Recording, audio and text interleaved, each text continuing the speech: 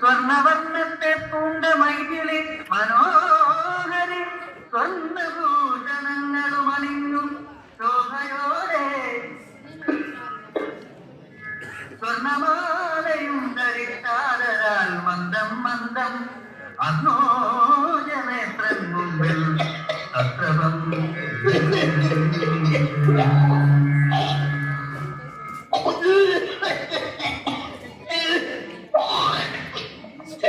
എന്താ കുഞ്ഞമ്മാമ ഇത്?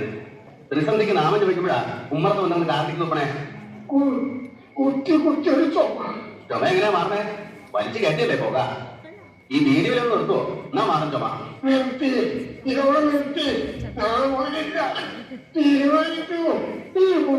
അച്ഛൻ വീഡിയോയിൽ നിർത്തിയിട്ട് ചുമ മാറും. രണ്ടു ദിവസം ഉണ്ടില്ലെങ്കിലും വിരോധമില്ല.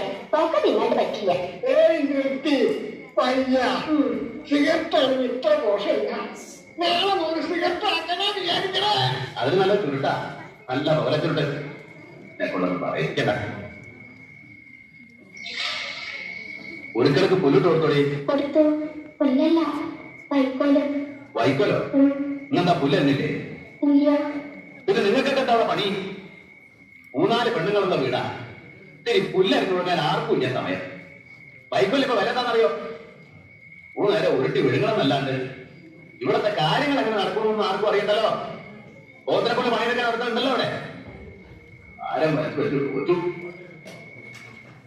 ഞാൻ പൊയ്ക്കോ പറഞ്ഞത്.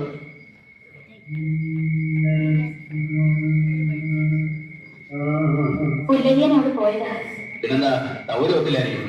അവിടെ ഒരു പാമ്പിനെ കണ്ടവൾ പേടിച്ചു. അതുകൊണ്ട് ഞാനാ പറഞ്ഞു ഇന്ന് പുല്ലരിയണ്ടാന്ന്. അത് പറഞ്ഞില്ലോ. പറയാനൊരു ഇടകൊടുക്കണ്ടേ? പറമ്പിലൊക്കെ നടക്കുമ്പോ സൂക്ഷിക്കണമെന്ന് പറയാവോ? എന്തെങ്കിലും വന്നുപോയാൽ ഞാൻ തന്നെ ഓർമ്മയായിരുന്നു. വടക്കേ എലി കിടത്ത് നല്ല മൂത്തണ്ട്.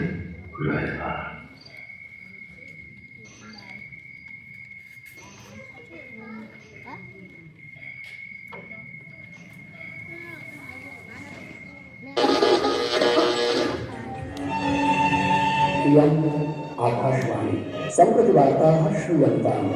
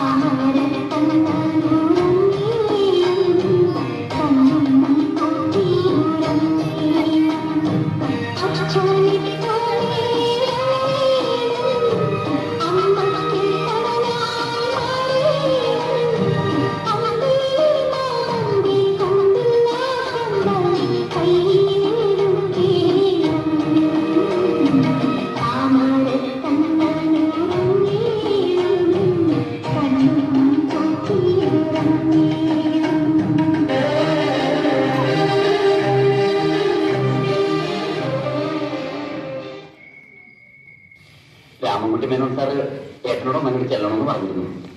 ഞാൻ അമ്മയെ പറഞ്ഞ് ഏൽപ്പിച്ചിരുന്നു. പറഞ്ഞില്ലേ? ഇല്ല, ഞാൻ പറഞ്ഞിരുന്നു. അമ്മയ്ക്ക് വിരോധമൊന്നുമില്ല, ഏട്ടനും വിരോധമൊന്നും ഉണ്ടാവില്ല എന്നറിയാം. എന്നാലും കല്യാണം എന്നൊക്കെ പറയണത് നമ്മള് വളരെ ആലോചിച്ച് പ്രവർത്തിക്കണമല്ലോ. ഏട്ടനോട് ആലോചിക്കണമെന്ന് തന്നെ ഞാൻ മേനോൻ സാറിനോട് പറഞ്ഞത്. ഞാൻ എന്റെ ഭാഗ്യാന്ന് എല്ലാരും പറയണേ. അല്ലെങ്കിൽ പിന്നെ മേനോൻ സാറിന്റെ മോളെ എനിക്ക്, അതും നമ്മളോട് ഇങ്ങനെ ആവശ്യപ്പെടാന്നൊക്കെ പറഞ്ഞാൽ നമുക്ക് സ്വപ്നം പോലും കാണാൻ കഴിയാത്ത ബന്ധ. നീ എന്ത് നന്ദിയോടാണ് ഈ പറയണേ? ഇക്കണ്ട കാലം മുഴുവൻ നിന്നെ സ്വപ്നം കണ്ടുകൊണ്ട് കഴിഞ്ഞൊരു പെണ്ണെ തഴഞ്ഞിട്ട് ആ ഭാഗ്യം നമുക്ക് വേണ്ട. നമുക്ക് ആ പണവും പ്രതാപവും ഒന്നും വേണ്ട മോനെ. നീ ഒരിക്കലും അങ്ങനെ ചിന്തിക്കരുത്. ചിന്തിക്കരുതെന്നൊക്കെ പറഞ്ഞാൽ നിന്റെ ലൈഫിന്റെ പ്രശ്നം. ഏട്ടൻ അത് ആലോചിക്കണം. ലൈഫ്, ഈ ലൈഫൊക്കെ നിനക്ക് എങ്ങനെയാണ് ഉണ്ടായത്? ആ തന്തയുടെ മോളെ 10 വെച്ച പണമില്ലായിരുന്നെങ്കിൽ ഞാനും നീയൊന്നും ഈ സ്ഥാനത്തില്ല. എന്തുകൊണ്ട് വീട്ടൂടാക്കണം? ആ കടമയെ കിടപ്പാടൊന്നും മറക്കരുത്. അത് മറക്കൊന്നുമില്ല. എന്ന് വെച്ചാൽ നിന്റെ ഭാവി എനിക്ക് നോക്കണ്ടേ? പണ്ട് ചെറുപ്പത്തില് കളിയേറ്റെന്നൊക്കെ പറഞ്ഞു എന്നല്ലാതെ വേറെ അങ്ങനെ ഒരു വാക്കൊന്നും ഇല്ലല്ലോ. വാക്കില്ല. എന്തിനാണ് വാക്ക്? എനിക്ക് നിനക്കും അമ്മയ്ക്കും ഈ വീട്ടിലെ നാട്ടിലുള്ള എല്ലാവർക്കും അറിയാലോ അവർ നിനക്ക് വേണ്ടിയാ ജീവിക്കണമെന്ന്. പിന്നെ അതിനിപ്പോ വാക്കുകൂടെ പോയി പോകണം. ശരിയായിരിക്കാം. ചെറുപ്പത്തിൽ അങ്ങനെ പലതും പറഞ്ഞിട്ടുണ്ടാവും. പക്ഷെ ഇപ്പോ എനിക്ക് എന്റെ നിലയും വിലയും ഫ്യൂച്ചറും ഒക്കെ നോക്കണം. അഡ്വക്കേറ്റ് രാമകുട്ടി മേനോന്റെ സണ്ണിലും ആകാന്ന് പറഞ്ഞാൽ എനിക്ക് കിട്ടുന്ന നിലയും വിലയും സോഷ്യൽ സ്റ്റാറ്റസും എന്താണെന്ന് അറിയോ? മാത്രമല്ല ഭാവിയിൽ അദ്ദേഹത്തിന്റെ പ്രൊഫഷണൽ ഗുഡ്വിൽ മുഴുവൻ എനിക്ക് വന്നു തരാനുള്ളതാ. പണ്ടെന്നോ കുറച്ച് കാശ് തന്നെന്നും പറഞ്ഞു ഇതൊക്കെ വേണ്ടെന്ന് വെച്ച് കുഞ്ഞമ്മയുടെ മോളെ കല്യാണം കഴിക്കണമെന്നാണോ ഏട്ടൻ പറയുന്നത്? മനുഷ്യനാവണം ആദ്യം, എന്നിട്ടുണ്ടാക്കുക നിലയും വിലയും. അതും സൂത്രത്തിലുണ്ടാക്കല്ല വേണ്ടത്, സ്വയം ഉണ്ടാവട്ടെ. അതാ കഴിവ്. ഇപ്പൊ നീ വക്കീലായിട്ട് എന്നോട് വാദിക്കരുതല്ലോ. അതിനുള്ള കഴിവുണ്ടാക്കിയത് നിന്റെ വേർപ്പാ. നിനക്കെല്ലാം ഉണ്ടാവും, ദൈവം തരും. വന്ന വഴി മട്ടേ. ഇത് ഞാൻ സമ്മതിക്കില്ല. ഏട്ടൻ ഇങ്ങനെ വാശിയും ബഹളം ഒന്നും കാണിക്കേണ്ട കാര്യമില്ല. നിന്റെ ലൈഫിന്റെ പ്രശ്നമാണ്. എനിക്ക് മേനോ സാറിന്റെ മോളായിട്ടുള്ള ബന്ധം ഇഷ്ടം. ഏട്ടൻ അത് പോയി ആലോചിച്ച് നടത്തി തരണം. എന്റെ പട്ടി വരും. എടാ, മേലെടുത്ത് രാഘവനായർക്ക് നിന്റെ അത്ര വിവരം വിദ്യാഭ്യാസമില്ല, പക്ഷെ നെറുകേട് കാണിക്കില്ല. എന്റെ നെഞ്ചിൽ പിടപ്പുണ്ടെങ്കിൽ ഞാൻ സമ്മതിക്കില്ല. എന്റെ നിങ്ങളുടെ ഞാൻ പിന്നെ കുടുംബത്തെ കേട്ടില്ല. ഓർത്തോ? ആ കേട്ടോ അമ്മേ, അമ്മയുടെ മോൻ പറഞ്ഞു കേട്ടോ? കുട്ടിയായിരുന്നു എന്നെ അടികൊടുക്കാൻ അനുസരിപ്പിച്ചാണ്. അപ്പൊ ഞാൻ എന്താ ചെയ്യാൻ പറ്റും?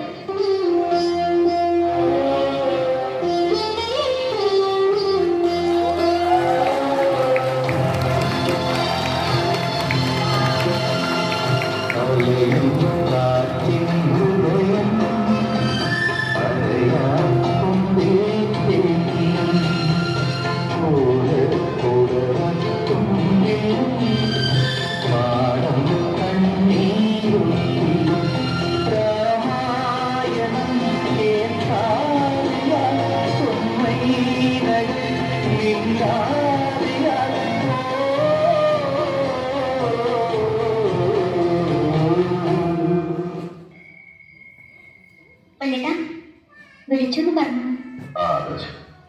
എന്താ ചേട്ടാ? ഇന്നുവരെ സത്യത്തിൽ കാണിച്ചിട്ടില്ല വല്ലേട്ട്.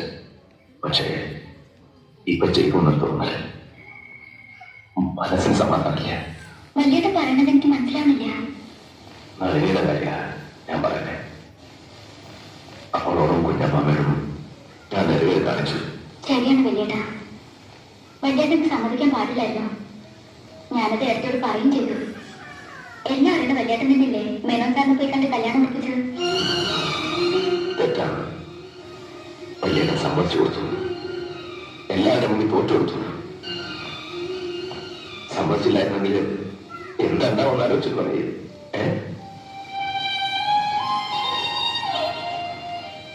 തെറ്റിപ്പിരിഞ്ഞു പോയത് എല്ലാവരും മറമലേറ്റു. എന്റെ കണ്ണടയണ വരെ നമ്മുടെ കുടുംബം ഇതുപോലെ ഉണ്ടാവണം. അതുകൊണ്ട് കാണിച്ചു. തെറ്റോ ശരിയോ എനിക്കറിയില്ല. എന്നാ വല്യേട്ടൻ ഇപ്പോൾ തെറ്റ് ചെയ്യാൻ പോവാ. ഇവളോട് കാഴ്ച മറിയാൻ തീർത്തണം. വിജയന്റെ കല്യാണത്തിന് മുമ്പ് നമുക്ക് ഇവരുടെ കല്യാണം നടത്തണം. അതിന് വല്യേട്ടന് മുമ്പിൽ ഇപ്പോ ഒറ്റ വഴിയുണ്ട്.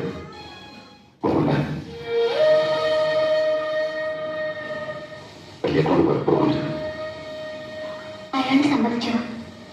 സമ്മതിച്ചു. എന്റെ വാക്ക് വന്നിട്ടില്ല.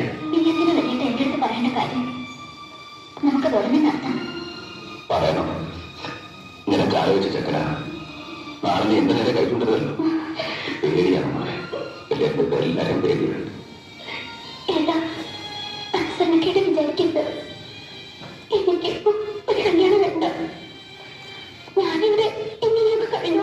മോളെ, നിനക്ക് പഠിച്ചത് ഇതാണ്. നീ വീണ്ടും ഈ ഗതിയിട്ടാത്ത ആത്മാവ് പോലെ ആരാണത് എനിക്ക് കാണാൻ വയ്യ. ഏട്ടനോട് ഇത്രയും ഇഷ്ടമുണ്ടെങ്കിൽ ഏട്ടന്റെ വാക്കിനായിട്ടൊന്നും പറയുന്നു. പറയൂ. ആദ്യം നിന്റെ അവളെക്കാൾ മുതൽ നീയാണ്. ഏട്ടനെ നീ വേറെ ഒന്നുമല്ല. കല്യാണത്തിലുള്ള സ്വർണ്ണവും കുറിപ്പൊക്കെ താഴെ കല്യാണത്തിന് മുന്നിൽ പോയി വാങ്ങിയതാണ്. ഇഷ്ടമായിരുന്നു. താഴെയാണ് ചെല്ലു കൂട്ടിയത്.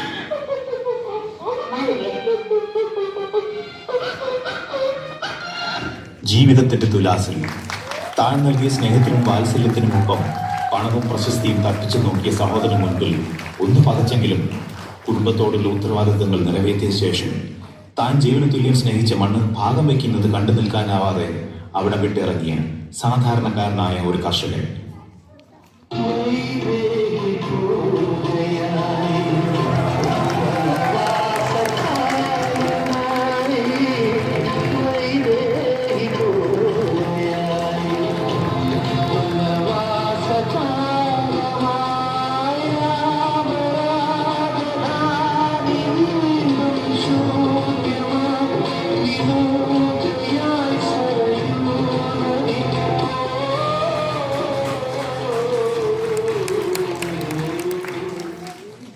ഒരുപക്ഷെ സ്വന്തം നഷ്ടത്തെപ്പറ്റി അനുജനായ വിജയകുമാറിന് തിരിച്ചറിവുണ്ടായത് ഇപ്പോഴായിരിക്കണം. ആളും അനക്കവും ഒഴിഞ്ഞ ഈ വീട്ടിൽ അയാൾ തന്റെ വലിയേട്ടനെയും ചേട്ടത്തെയും തിരയുകയാണ്. പക്ഷേ സ്വന്തം തെറ്റുകൾ തിരിച്ചറിഞ്ഞുകൊണ്ട് പശ്ചാത്തപിച്ചുകൊണ്ട് ജ്യേഷ്ഠന്റെ സ്മരണയിൽ ജീവിക്കാനേ ഇനി അവന് കഴിയൂ. ശ്രീരാമന്റെ പാതകങ്ങൾ സൂക്ഷിച്ച ഭരതനെ പോലെ.